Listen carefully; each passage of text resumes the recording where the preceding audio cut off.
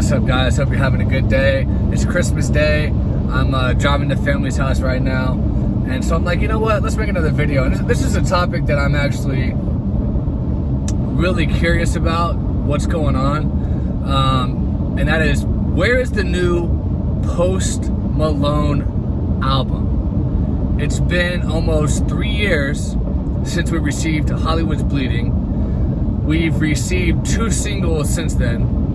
Motley Crue, and one right now featuring The Weeknd.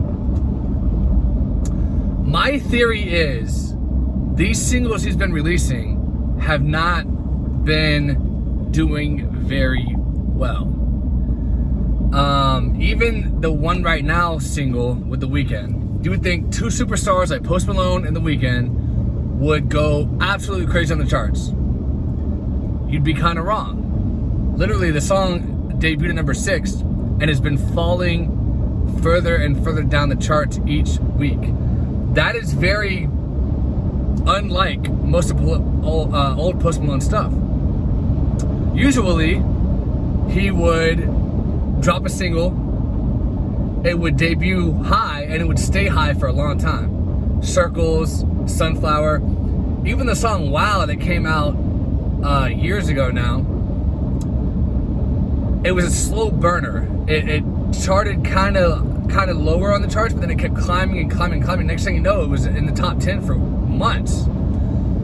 So what's happening right now is, I think the label is kind of making, when I said the label, I'm talking about his label, Republic Records, is kind of making some mistakes with the rollout of his album. They're pushing singles that his fans don't really care about. You know, most of his fans are not Weeknd fans. I like The Weeknd, and I'm a Post Malone fan. But I don't feel like that single was that great, and I don't feel like he needs The Weeknd to have a big hit. Look at Circles. Circles is probably his biggest hit. If not his biggest, it's definitely up there. Like, it may not technically be as big as Congratulations, because that's Diamond, but one day I probably will get certified Diamond as well. So my point is, his solo tracks usually do better than his featured tracks. I know Congratulations had Quavo from the Migos in it, but his singles are just not doing well right now. Like, Motley Crue debuted at number 13, and then it was off at the top 100 within less than 2 months, probably a month and a half. It just, and honestly, I'll be honest, I like Motley Crue better than one right now. I love Motley Crue, but a lot of people are hating on it, saying it was like a ripoff of like Playboy Cardi type of thing. Whatever, everyone has their own opinion. You know, music is, at the end of the day, opinions. But I think right now they're scared to drop this album. Like, they said earlier this year, like at the beginning of 2021, that he was gonna maybe drop 2 albums this year, that he had enough material to do 2 albums, and they were actually thinking about dropping 2 albums. We haven't even got 1. What does that tell you? This isn't Republic Records saying, you know, we don't want you to put out music. This is them saying, we need you to get a big hit before we put it out. The problem is, they're putting out the wrong songs for his audience. Like, one right now, like, don't get me wrong, it's a decent song, but it's very by the book. It's not anything great. Like, when Circles came out, I was like, wow, this is something different. This is something refreshing. With one right now, I don't get that same feeling. Now, Motley Crue, again, I really like Motley Crue, but it was kind of a flop. I mean, I had a Lyrical Lemonade video, you know, they had a good rollout for it, and it didn't chart very well. It didn't do very well. So he's at a very critical juncture in his career.